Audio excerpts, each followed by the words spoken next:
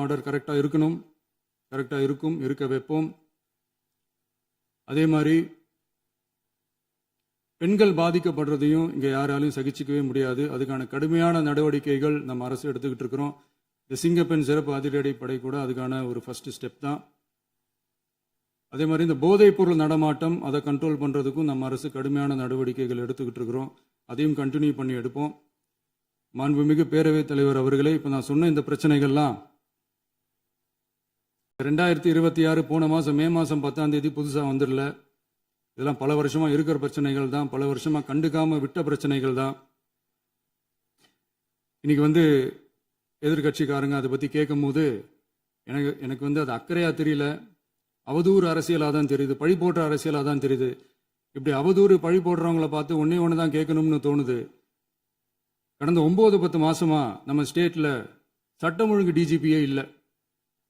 சட்டம் ஒழுங்கு டிஜிபியை போடுங்கன்னு சொல்லி எல்லாம் ஓஞ்சி போயிட்டோம். போன ஆட்சியில் நடந்ததுக்கெல்லாம் இப்பதான் விடையே கண்டுபிடிக்கிறோம் நம்ம ஆட்சியில்.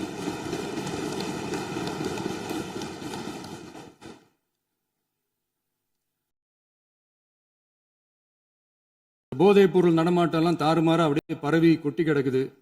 இதெல்லாம் இனிஷியல் ஸ்டேஜ்லயே யார் கண்ட்ரோல் பண்ணியிருக்கணும்? போலீஸ் டிபார்ட்மெண்ட் அப்போ யார் கையில் இருந்தது? இத்தனை கேள்வி நம்மளை பார்த்து கேட்குறாங்களே, ஒரே ஒரு கேள்வி தான் நான் கேட்கணும்னு தோணுது. போலீஸ் டிபார்ட்மெண்ட்டை கையில் வச்சுக்கிட்டே பிகினிங்லேயே இனிஷியல் ஸ்டேஜ்லேயே இந்த போதைப் பொருள் நடமாட்டத்தை ஏன் கண்ட்ரோல் பண்ணலை?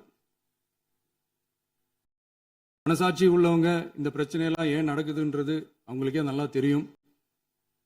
இன்னைக்கு சட்டம் ஒழுங்கை பற்றி கேள்வி கேட்கக்கூடாதா அப்படின்னா தாராளமாக கேட்கலாம். இது ஜனநாயக அரசு, மன்னராட்சியெல்லாம் கிடையாது, மனசாட்சி உள்ள மக்களாட்சி. அதனால கேள்வி கேட்கலாம், எல்லாருக்கும் எல்லா உரிமையும் உண்டு. விமர்சனம் செய்யலாம், எல்லாருக்கும் எல்லா உரிமையும் உண்டு. ஆனால் நம்ம ஆட்சியில் என்ன நடவடிக்கைகள் எடுத்திருக்கோன்றது தெரிஞ்சுக்கிட்டு அதுக்கேற்ற மாதிரி ஒரு நடுநிலையாக பேசுனீங்கன்னா கொஞ்சம் நல்லா இருக்கும்.